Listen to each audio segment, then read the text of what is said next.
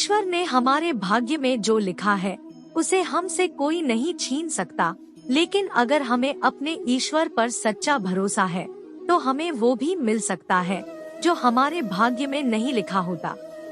इंसान का मुश्किल वक्त उसके लिए एक दर्पण की तरह होता है जो हमारी क्षमताओं का दर्शन हमें करवाता है।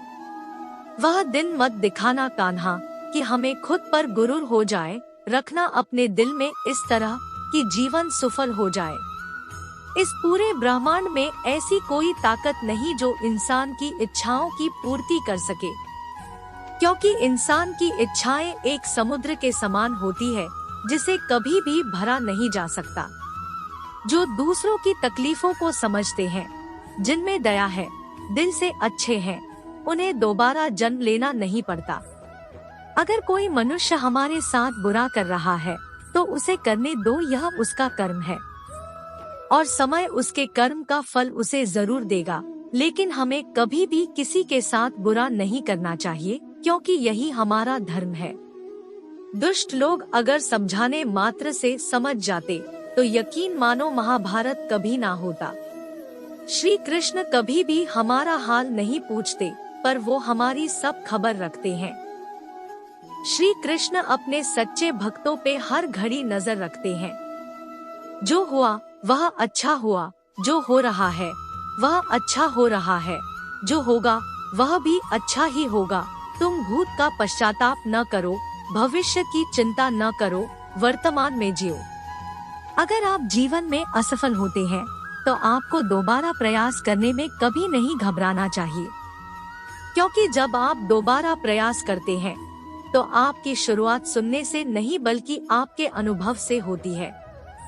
जिंदगी में सदैव अवसरों का आनंद लेना चाहिए, लेकिन किसी के भरोसे को तोड़कर नहीं। इस संसार में मनुष्य किसी भी रूप में बड़ा नहीं होता, बल्कि मनुष्य के पीछे जो ताकत खड़ी होती है वो ज्यादा बड़ी होती है। मनुष्य अपने सच्चे हृदय से जो दान दे सकता है वह अपने हाथों से नहीं दे सकता, और मौन रहकर हम जो कह सकते हैं वह हम अपने शब्दों से नहीं कह सकते। अंतकाल में जो मनुष्य मेरा स्मरण करते हुए देह त्याग करता है वह मेरी शरण में आता है।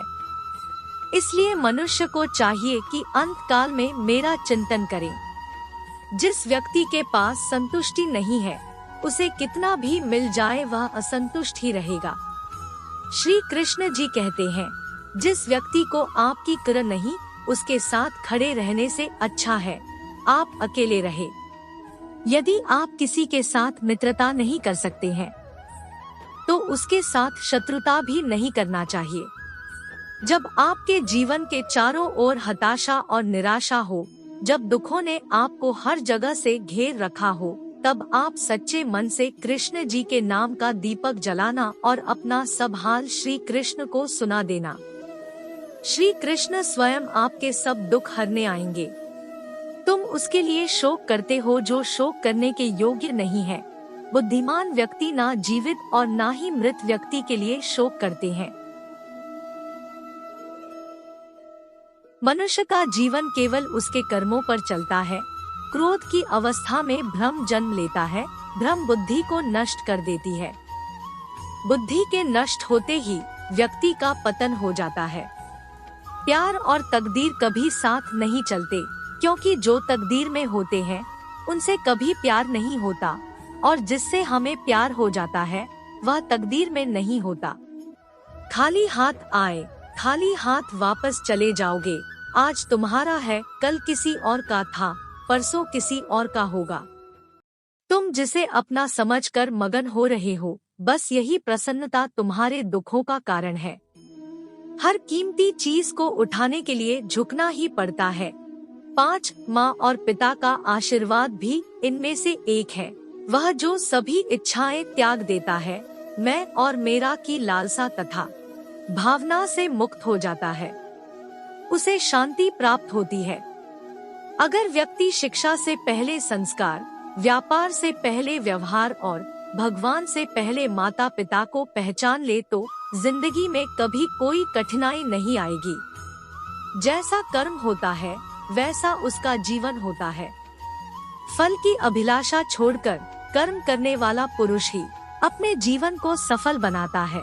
स्वार्थ से रिश्ते बनाने की कितनी भी कोशिश करें, वो कभी नहीं बनते हैं, और प्रेम से बने रिश्तों को कितना भी तोड़ने की कोशिश करें, वो कभी नहीं टूटते। फल की अभिलाषा छोड़कर कर्म करने वाला पुरुष ही अपने जीवन को सफल बनाता है।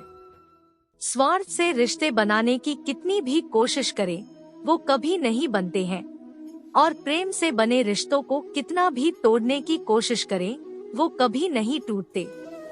जीवन में समय चाहे जैसा भी हो, परिवार के साथ रहो, सुख हो तो बढ़ जाता है और दुख हो तो बढ़ जाता है। जब आप प्रभु के साथ जुड़ जाओगे तो आपकी परीक्षा आरंभ हो जाएगी। कुछ लोग इसे दुख समझते हैं तो कुछ लोग प्रभु की कृपा। बुरे कर्म करने नहीं पड़ते हो जाते हैं और अच्छे कर होते नहीं करने पड़ते हैं। अहंकार मत कर किसी को कुछ भी देकर, क्या पता तू दे रहा है या पिछले जन्म का कर्जा चुका रहा है। जीवन में आधे दुख इस कारण जन्म लेते हैं क्योंकि हमारी आशाएं बड़ी होती है। इन आशाओं का त्याग करके देखो, जीवन में सुख ही सुख है। राधा कृष्ण का मिलना तो बस एक बहाना था, दुनिया को प्यार का सही मतलब समझाना था। राधा ने श्री कृष्ण से पूछा, प्यार का असली मतलब क्या होता है? श्री कृष्णा ने हंसकर कहा, जहाँ मतलब होता है वहाँ प्यार ही कहाँ होता है। जीवन ना तो भविष्य में है और ना ही अतीत में, जीवन तो बस इस पल में है, केवल इस पल में। प्रेम एक ऐसा अनुभव है जो मनुष्य को कभी परास्त नहीं होने देता, और घृणा एक ऐसा अनुभव है जो मनुष्य को कभी जीतने नहीं देता। लोग कहते हैं अपनों के आगे झुक जाना चाहिए, किंतु सच बात तो यह है जो अपने होते हैं वह कभी झुकने नहीं देते। इस संसार में मूर्ख व्यक्ति, अधर्मी, अज्ञानी व नास्तिक प्रकृति का व्यक्ति मेरी शरण स्वीकार नहीं कर सकता। जीवन में आधे दुख इस कारण जन्म लेते हैं क्योंकि उनसे आशाएं बड़ी होती हैं। इन आशाओं का त्याग करके देखो, जीवन में सुख ही सुख है। जो दूसरों की तकलीफों को समझते हैं, जिनमें दया है, दिल से अच्छे हैं, उन्हें दोबारा जन्म लेना नहीं पड़ता।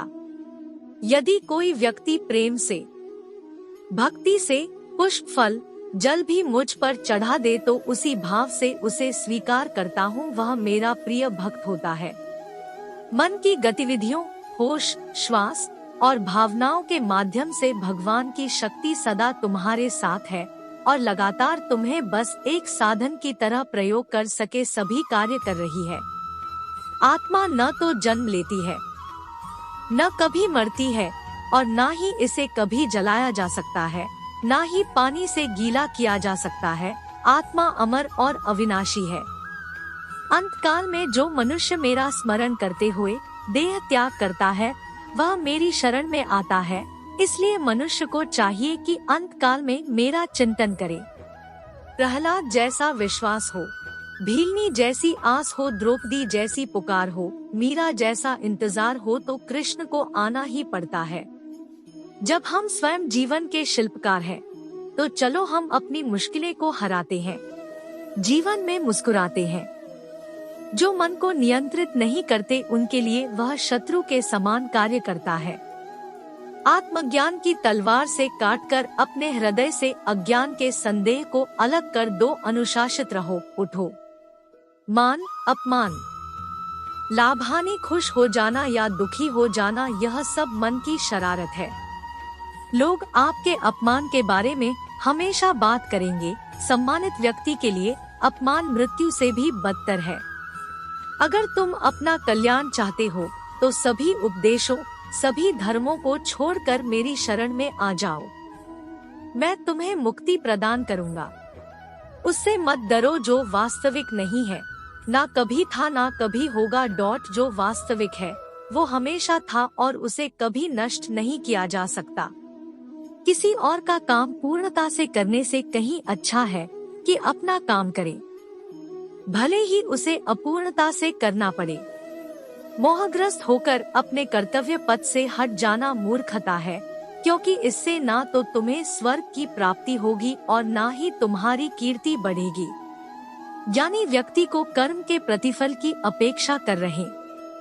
अज्ञानी व्यक्ति के दिमाग को अस्थिर नहीं करना चाहिए। यदि आप किसी के साथ मित्रता नहीं कर सकते हैं तो उसके साथ शत्रुता भी नहीं करना चाहिए। मन अशांत हो तो उसे नियंत्रित करना कठिन है, लेकिन अभ्यास से इसे वश में किया जा सकता है।